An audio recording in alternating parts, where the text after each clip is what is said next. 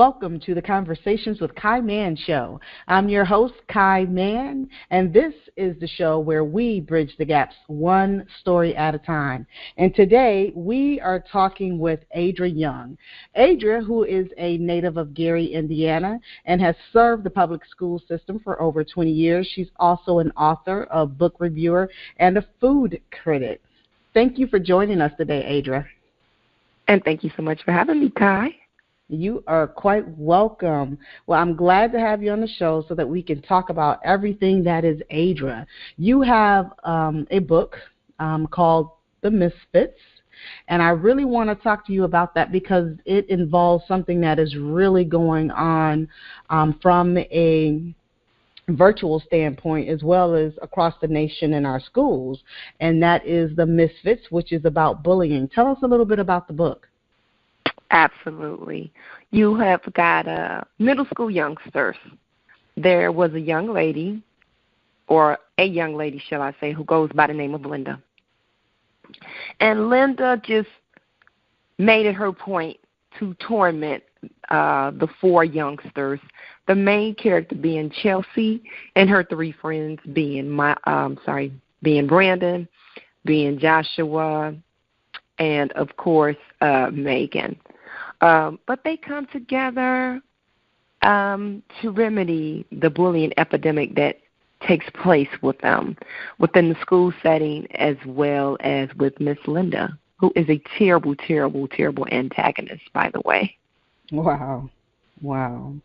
What is the difference between bullying, I would say, in the classroom about 10 years ago and how the difference between bullying in the classroom now? Is there a difference?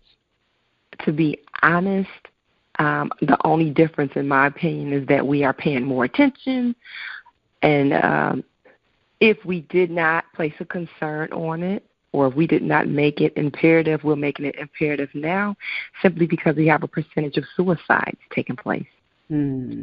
So our kids aren't able to bear with the ordeal of being bullied. You had some suicide incidents taking place, but it's at a higher rate now more than ever, unfortunately. And so I think, when it happens directly to you or someone in a school or a school that you work for or a district that you work for, superintendents, school administrators, unfortunately parents, it's a wake-up call. And so you're no longer the person who's saying, man, I feel sorry for that school district, or I feel sorry for that parent or that guardian that's, was responsible for the well-being of that child. Now it's like it's hitting home for real.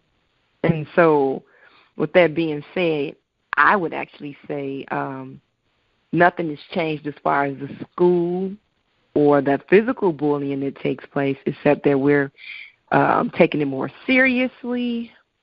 On a good note, more policies are being input in different districts, and, parents have more knowledge on what to do in the event that it gets out of hand and you feel like that the situation that's taking place with your child is not solved at school, where you have to take it to the next level, like get the law involved. Right. And so I would say that we are taking it more serious. Other than that, it's something that still continues to take place. The question is, do you have a teacher that's observant? Do you have individuals that care, Are you overlooking it? Are you seeing it, but then your workload is so overwhelming that you turn your back on it? But I'm seeing now that because of the epidemic of the children taking themselves out, you got people like, I got to take it serious. Even though my workload as an educator it's hard, it's heavy. You have to take, when a child tells you something, listen and believe for the most part what they're telling you, because that could actually be the last time that you talk to them. So in the school system, there are more programs that are available with regards to like bullying, correct? Yeah, there are, and if there aren't, my suggestion is that, you get one strong person and you start it. If there's not a bullying program or a bullying policy in place, become more involved in your child's school.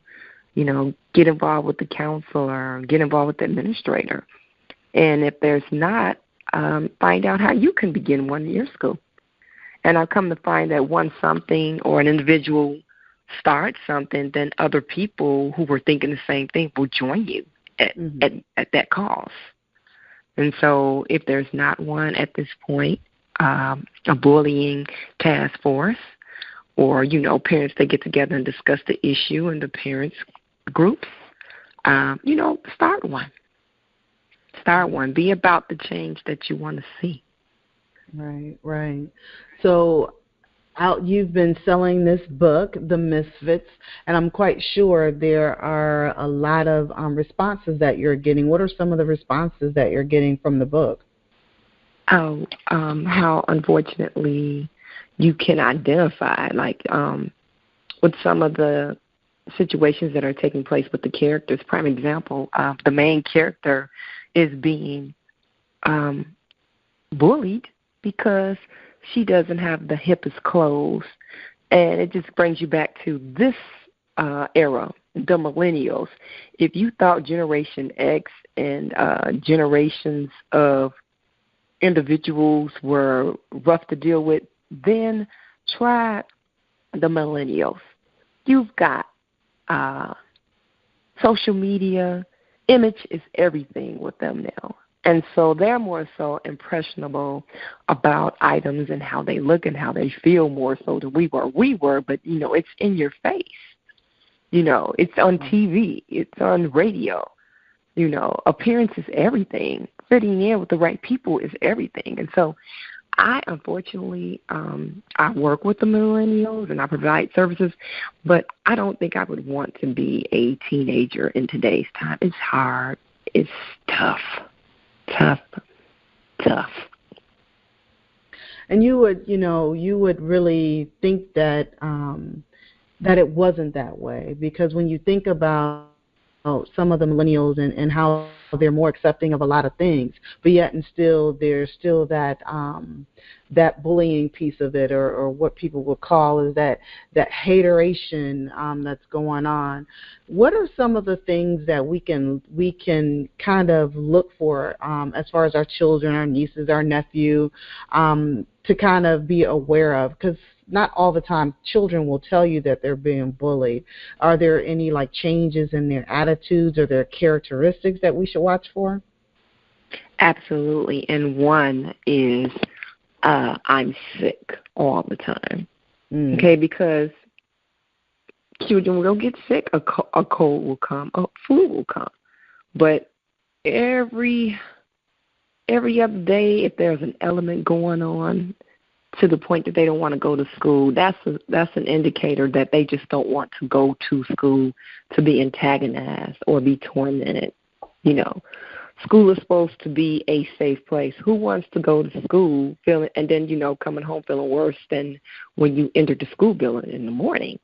And so that is definitely a sign. Another sign to look for, if your child per se was an outgoing people's person, and all of a sudden that child doesn't want to be around anyone, they're distancing themselves from their peers, just closed off. Studies show that that's also another sign. Okay, you used to love to want to be around your friends and be social. What happened? Now, don't get me wrong, Kai. There are situations where we're human. And teenagers go through a lot of different puberty phases. With that being said, there are going to be days they don't want to be bothered. You may see signs of a lot of eating and sleeping and, senses and bits and chunks of irritability, but a consistency of not wanting to socialize, be around people, a consistency of not wanting to go to school are two high indicators of, let me check into the school. Once upon a time, my child, loved to go to school. But, now they're sick every other day. Let me go to the school and see what's going on. Let me talk to my child to see if they'll open up to me. Or my child used to love to be around people, a social butterfly. All of a sudden, he's just or she's just introverted and is shut down. And so those are two major things to look for. Mm-hmm. Absolutely. And what do we, because a lot of times parents don't realize that sometimes their child is the one that's a bully. What are some things that we can look for on that end of it? We were talking about the antagonizer, and I'm so glad you brought that up.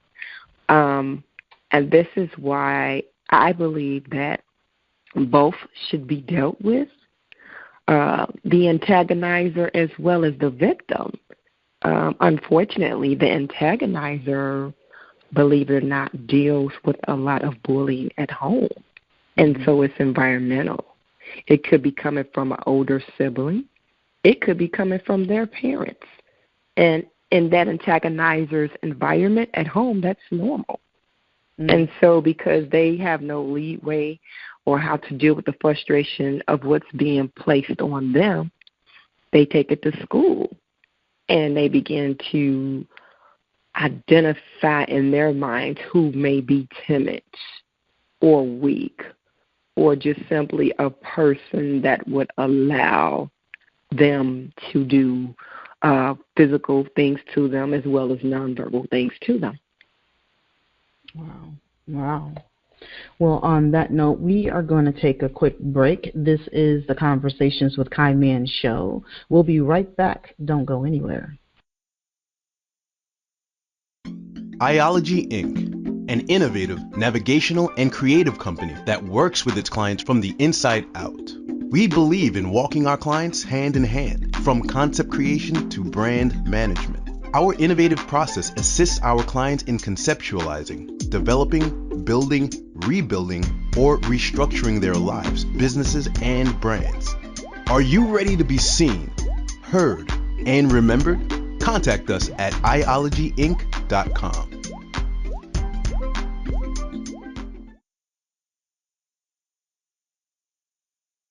Welcome back to the Conversations with Kai Mann show. This is the show where we bridge the gaps one story at a time. I'm your host, Kai Mann, and today I am talking with Adra Young. And Adra has written a book called The Misfits, and it's about bullying. So we're talking a little bit about bullying.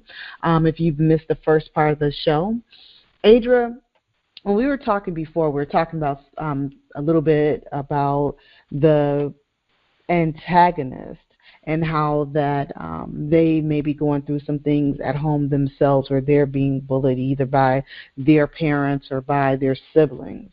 How do we, or as teachers that see the child that's doing the bullying, how do they approach the parents with respect to that?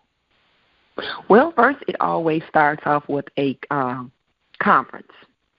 And never together, in my opinion.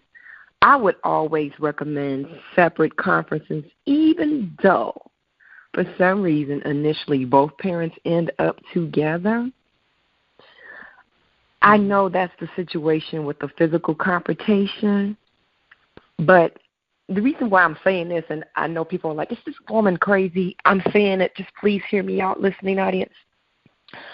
If an administrator or the person that oversees the school talks to the antagonist parent first with a counselor or possibly a social worker involved, you've got your counselor, you've got your social worker, you've got your school administrator together talking to the actual parent of the antagonist, you can kind of figure out where their mindset is or where they're coming from jump, if that makes any sense to you. So now I've talked to this child. This child is bullying other kids. I've got a feel for his parent. Their parent seems to not feel like it's no big deal, or that parent is not, feeling that it's, no big deal, or they don't feel that a big situation should be brought up on it.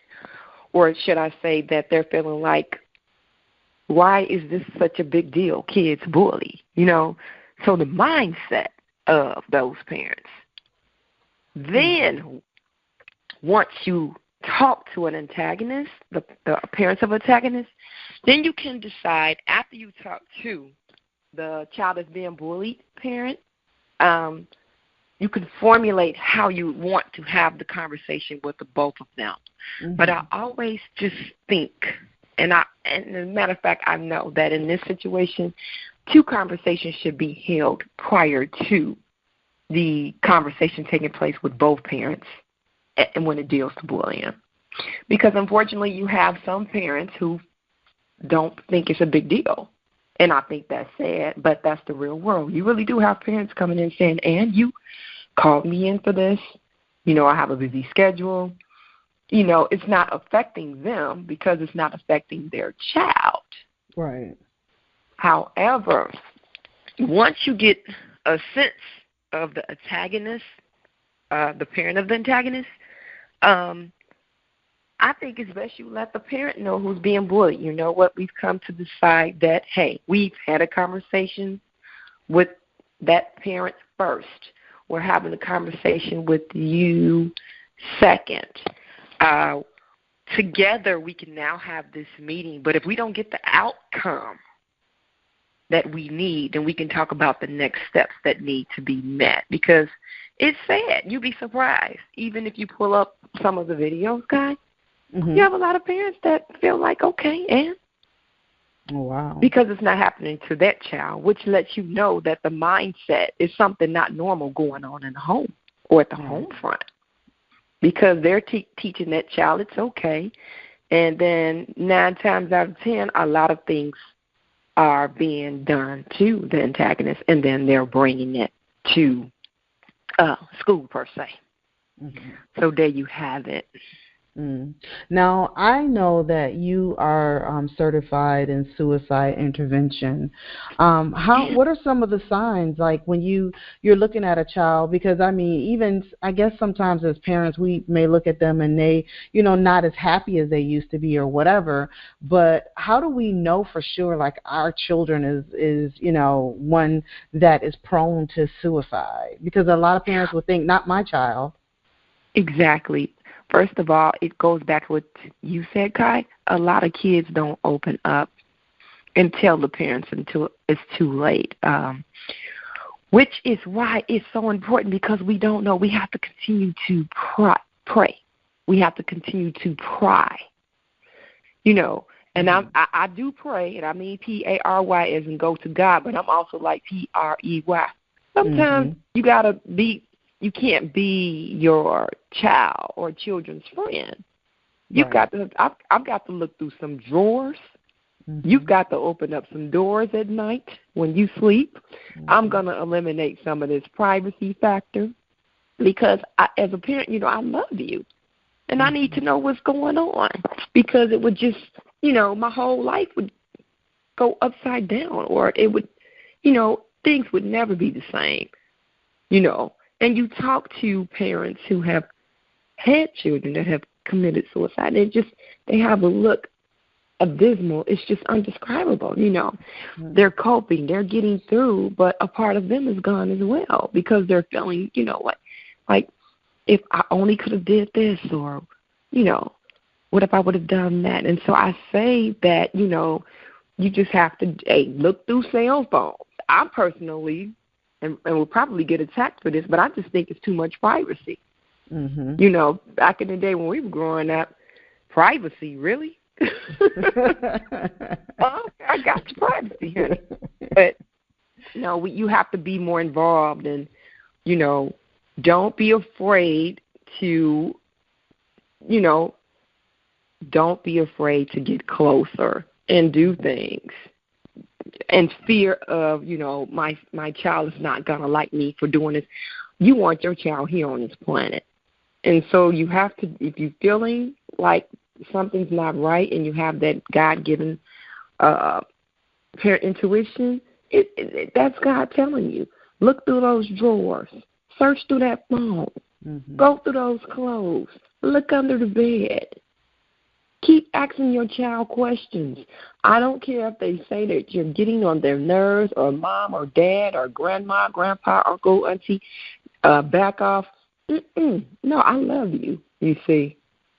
And I'm going to be very upset with myself in the event that you take yourself out and I didn't do these things, simply trying to either be your friend or keep you from not being mad at me. Be mad at me, but my goal is to make sure that you are alive.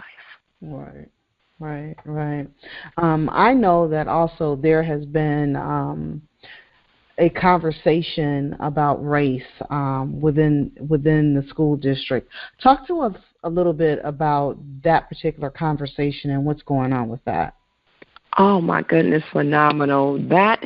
I got an opportunity to go to Eastern University, and it was amazing because you had all these school districts, teachers from all walks of life and different districts coming together to address the fact it's time to admit that something's going on, that the African-American male, African-American kids per se, but the African-American male is feared, which is why so many volatile actions are taken against him with law enforcement, which is why some of them don't have good experiences with teachers outside of their race, or just good experiences with teachers, athletic coaches. It can be very difficult, and it's sad because you may send your African American child to a different school district to get a better education per se, and you're really switching off for another set of problems. Okay, so now, I don't go to the community school or the school in the district, but I'm being mistreated, I'm being, the rules are only applying to me. I'm the one that's targeted, If something comes up missing, they're automatically looking at me, My athletic director is looking at me funny. My female teachers are looking at me as if they, I want to do something to them. There was a young man in Michigan, I want to say 2 years ago, and he was a very smart young man. He went to a school in a suburban district, Kai, and they mocked him and verbally abused him on the school bus every day.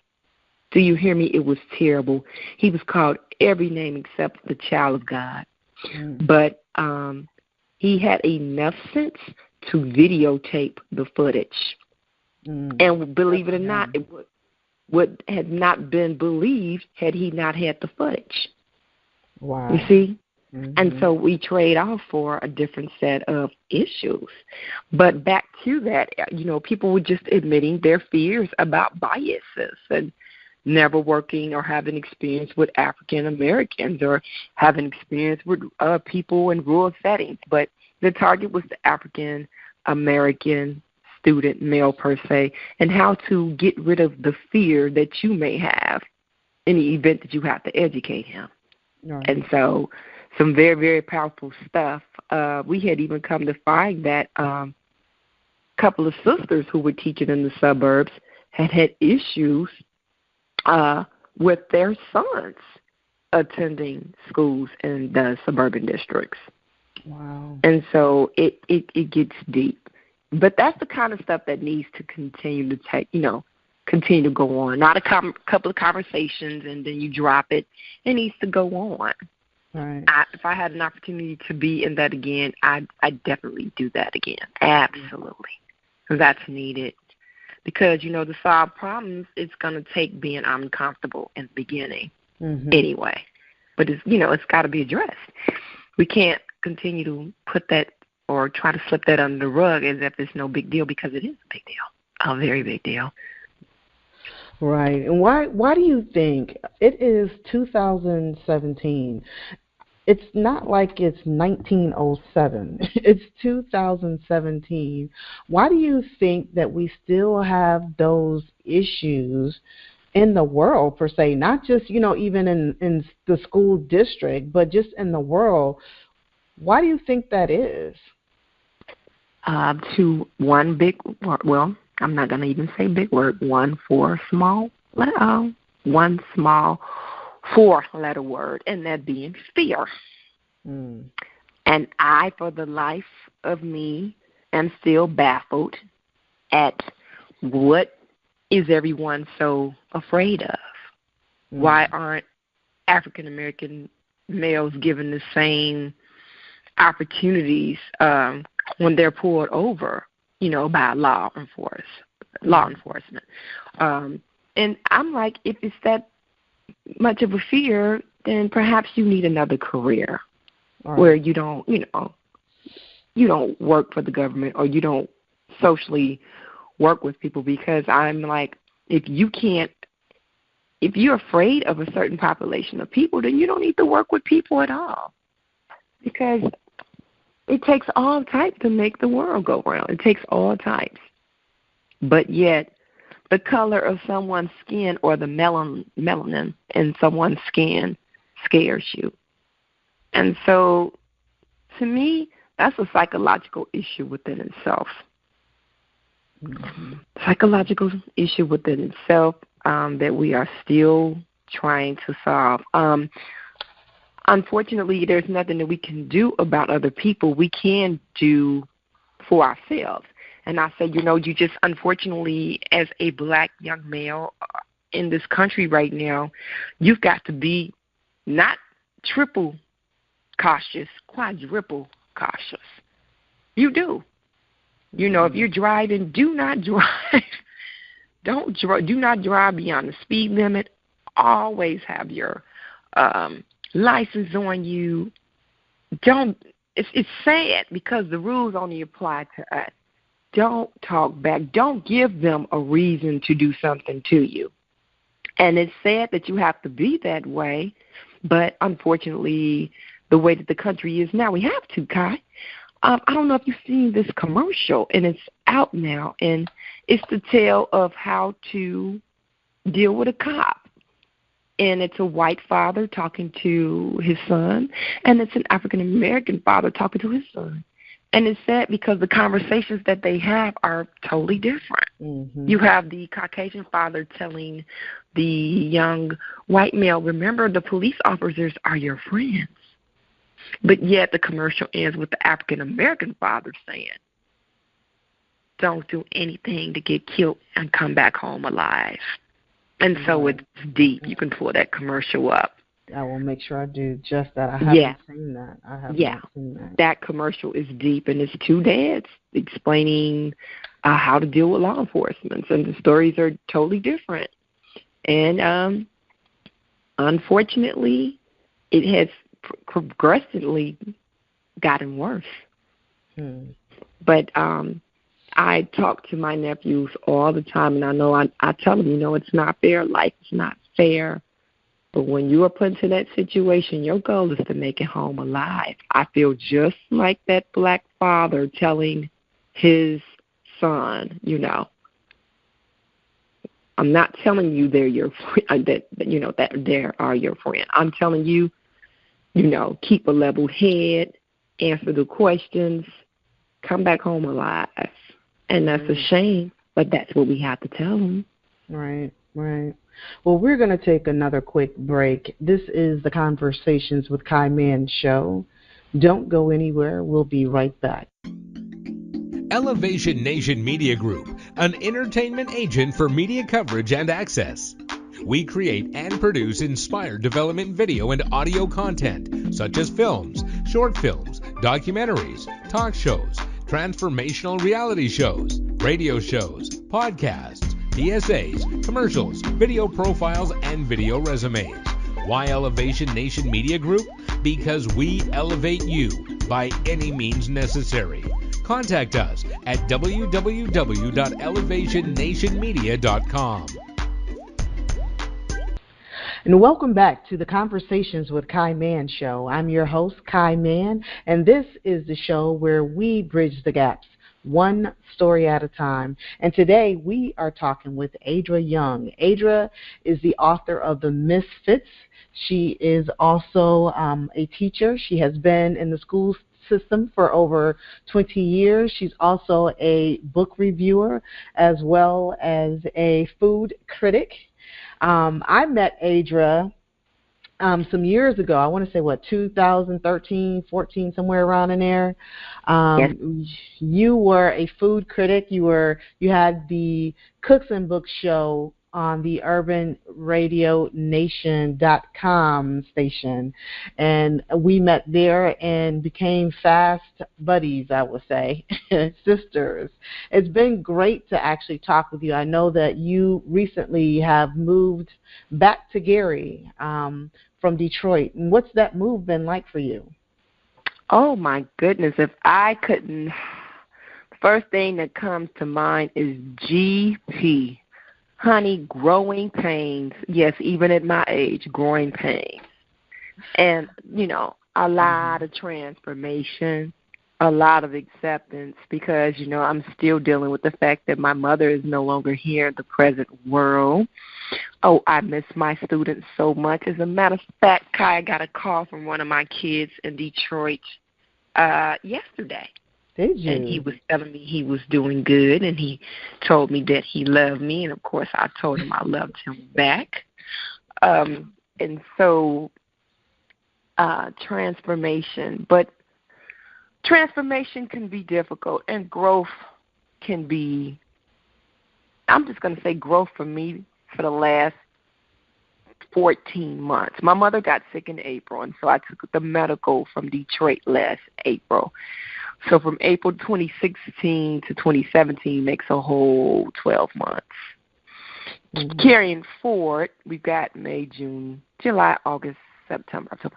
Mommy passes 6 months later.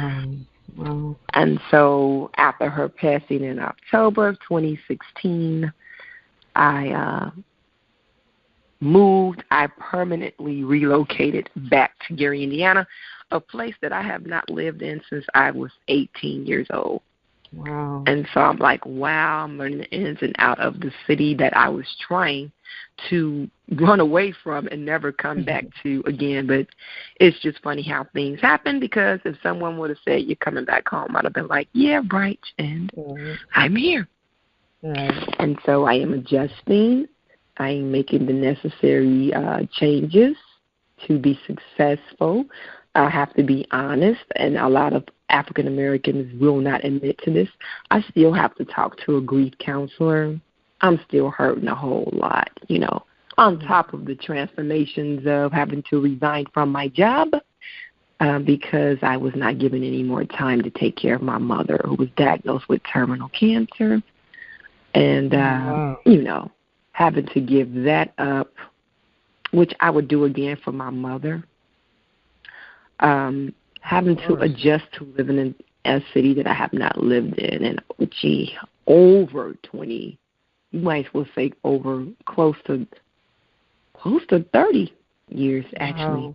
Wow. More closer to 30 years than 20. But making the transformation, adjusting, grieving when necessary, talking to the counselor, making my dreams come true. For those who didn't know, and I'm not even sure you knew, Kai, I had a social skills program that I used to run in Detroit, and that was outside of the classroom, where I would teach children how to make rational decisions. A lot of our kids have a lot of adult issues that they deal with, like overwhelming situations, too rough for an adult, nonetheless a child. And so, they come to school with the weight of the world on their shoulders, and they're angry, and it doesn't take much to get them going. Right. And so with my program, we would talk about how making better choices and implementing different tactics in our lives can help us. Mm-hmm. And so I'm in the process of bringing that back here to Gary in the northwest region of Indiana, and so I'm very excited about that as well. Well, that's great. Congratulations. Thank you. How has even the some of the skills that you are teaching, the children in that particular program have helped you in dealing with what you're going through at this particular point in your life? Oh my goodness, it's writing. Just writing how you feel. And I must admit, I have put it to the side for a moment, but from every day since the new year of January 17th, if I needed to write something to my mom or to myself, I would do it. Just those few 5 minutes of writing how my day went, or, how or trying to accomplish certain goals or dealing with family members or issues. I would just write about it. I am also a firm believer, and I am practicing this now, meditation. I was invited to talk to some children this past Friday, and we did a meditation practice for 2 minutes. And I was telling the kids, you cannot put on any hip-hop music or Migos or any, any, and they thought it was funny. Like, you can't meditate to Migos. I'm sorry. We want to be calm up in here. So we put on some calm music, and the kids, we did some breathing activities, and we extended our arms and placed them to our shoulders and rolled our neck. And even the young men, because, the young men, for the most part, are waiting for everybody else to speak up before they do. They were happy. That was like, it really made me calm and relaxed. And I was also explaining to them, they're even practicing meditation with prisoners now, because it helps whatever is going on, whatever your mindset is, it gives it an opportunity to relax and to wind down. And I'm like, when you look at things in life, and if you look at it from a more calm perspective, you can make better decisions. But if you're just wired up, you just will continue to make not so good choices, and it'll never stop. That's true. That's very true. I think I was watching a program some time ago, in where they were talking about that they were doing that with the whole school. They had introduced meditation, and that their oh God, what do they call it? Their I guess whatever in-school punishment that they had, their detention rate had gone down by 60 or 70% because they had started this program. And I thought that was way cool, and I had wished that we, back in the day, they would have done that with us as well. But it's just amazing to see how the changes are happening, in some school districts where they're making that transition into meditation. So that's great. That's great. And again, just taking somebody to say, hey, I'm tired of the bullying thing. Somebody can go to the principal. Hey, I think we ought to try meditation practice with our kids every morning. Just give them a minute to be quiet and think for 2 to 3 minutes per day before they start their schoolwork or whatever it is. Right. Give them. Go ahead. Go ahead. I was just saying I'm in agreement with that. Give them a couple of minutes to clear their heads, because you never know what it was like just for that, how that child's trip was just getting to school that morning. It was probably crazy. And so because we don't know, but we know a lot is going on right now, give every kid the opportunity to wind down before they start their day. And give them a chance to be successful. And we may not be able to get them all, but give it a chance. It's working. Like you said, studies show that, it is working. So give it a chance. 2 to 3 minutes won't cost you anything. Nope, nothing at all. There, you mentioned it a little bit earlier about the school districts, and some school districts where there's I guess a little bit of overcrowding that is happening, and the teachers having to deal with more students or whatever. What changes are the teachers making in regards to having more students? are they getting, like, on an annual basis or quarterly or whatever, like, coping mechanisms for them to be able to deal with that many students? How's that working? Well, I know that some districts do offer professional development to relieve stress, because the stress levels are high on, yes, all teachers right now. If it's not the workload, it's the overpopulation of the children, as you mentioned. If it's not that, it's the power that's been removed, or, trying to make sure that the children who are not on grade level get, you see that they accomplish a specific amount of learning goals before the end of the year.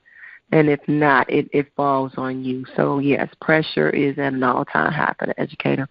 There are seminars that teachers can go to, unfortunately, invest in their own money, or a group of teachers can go to the school administrator and say, hey, I think that if, perhaps if it's in the budget, that this training could be provided for the teachers so that we could do a better job and feel better about delivering what it is that we need to give to these kids, because a stressed teacher cannot be of benefit to any child.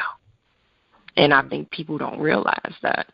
If you're not getting what you need, if you're not stress-free, if you're not balanced, there's no way in the world you're going to go to class every day and give the children what they need. And so,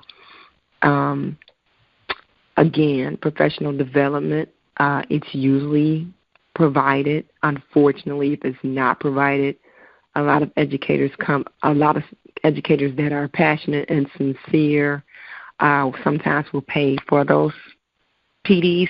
Now, I would be the one who would ask the administrator, is there some money in the budget where the staff could be trained?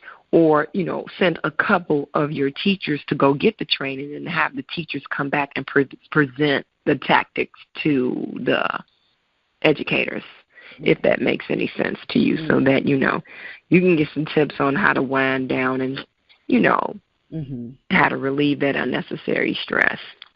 Because teachers have it so hard, and the profession is not respected. And in my opinion, it's just horrible how educators are treated. The income is I'm like, how do some educators make it, especially with multiple children, and you may have a spouse, and you're like, how do you make it? It's hard. It's hard. And so, professional development and seeing if the administrator is willing to pay for that professional development. Okay. We are going to take our last break. Don't go anywhere. This is the Conversations with Kai Mann show. We'll be right back.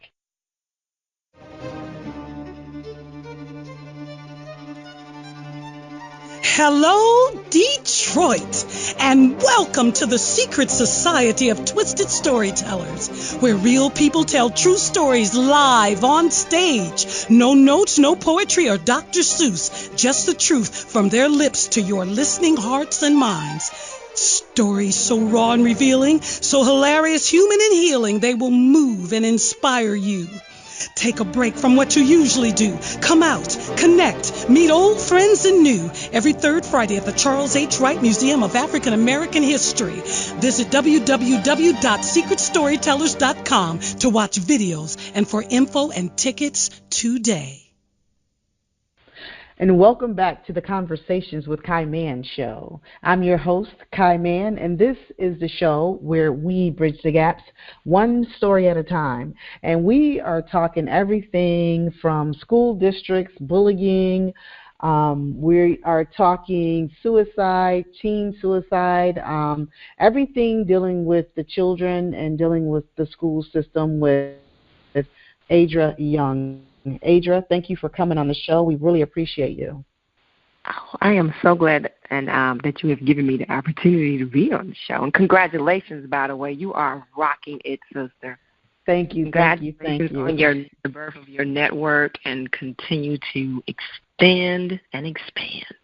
Thank you. I appreciate it. It's been a lot. It has really been a lot going on, and I'm just enjoying the newness of everything and working through all that God is like really putting before me. So I'm excited about being in the forefront of something new, and being able to actually sit down and have conversations with different people, and have a team of people that are helping me, to do what it is that I do. So I'm great. I am so great. I'm glad that you and I got this opportunity to sit down and talk, and to talk about your book, The Misfits. And tell us where we can get this book. How can our listeners get a copy of this book? Absolutely. Well, for the listeners now, my website is currently under construction, but you can PayPal me actually at ADYOU5@AOL.com on PayPal. And for those who live out of town, please add $2.50 for shipping and handling, which would be the total $14.50. Provide your address, and the book will ship within 2 to 3 days. Also, my first book, The Everyday Living of Children and Teens Monologues, which is a phenomenal guide, the book that I used when I was providing social skills for the youth in Detroit. It is the same book that I will be utilizing to provide social skills to the children here in Gary and within the Northwest region of Indiana. That book is $1 on Smashwords, and I'm like, it's a good investment.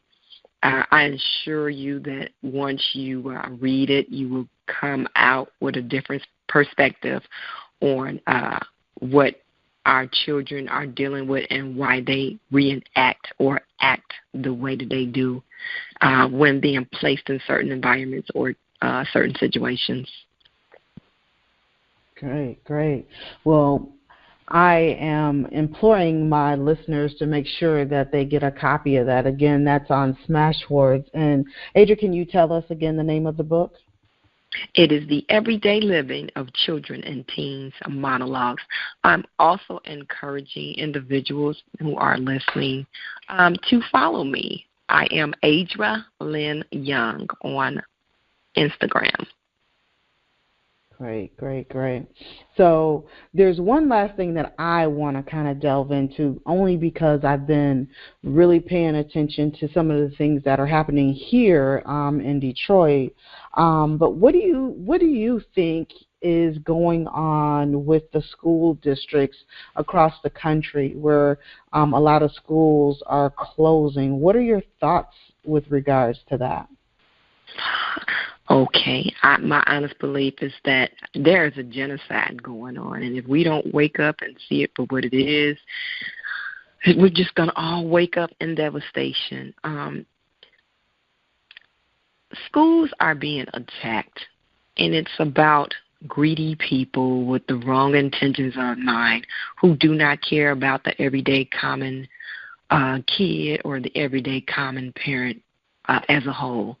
And so what they will do is remove funding from certain schools or districts, coming up with excuses implying that, the reading scores are here, the math scores are there, which could be solved, if you would take the money and put the money into what the resources that are needed, to get the youth or our parents on track, instead of closing the schools down, making it difficult or the radius for a kid to walk back and forth to a school.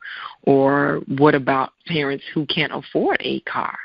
And let's not get into the fact that they had actually shut down a lot of the school routes, like the public school buses. A lot of those had been shut down too. And then public transportation children were given like bus passes, and they were cutting those. So I'm encouraging everybody to open your eyes. This is done by intent. It was just recently brought to my attention that a $200 million cut is going to be taking place with after-school programs for the youth, as well as for Planned Parenthood under the new person that runs the country. So you just have to pay attention and understand that, you know, we have some greedy, evil people that do not have every child's education at heart. They could care less. And so you have to wake up to those kind of things and understand that it's done for a reason, but it's not done for the reasons that they're saying. It's done because they want to take over and they want to control, and they don't care whose life is sacrificed or per se. I'm just going to keep it real. Brown child and African-American children, you know.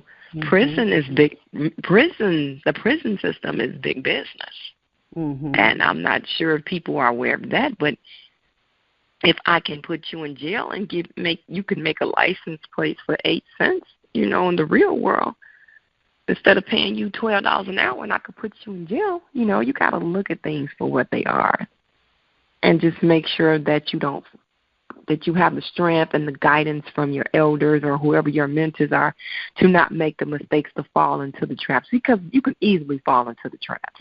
That's true. Unfortunately, because they set them everywhere. And if you don't have the divine intervention or the mentors or individuals that are on you, you know, to help you, the next thing you know, you're a prison statistic.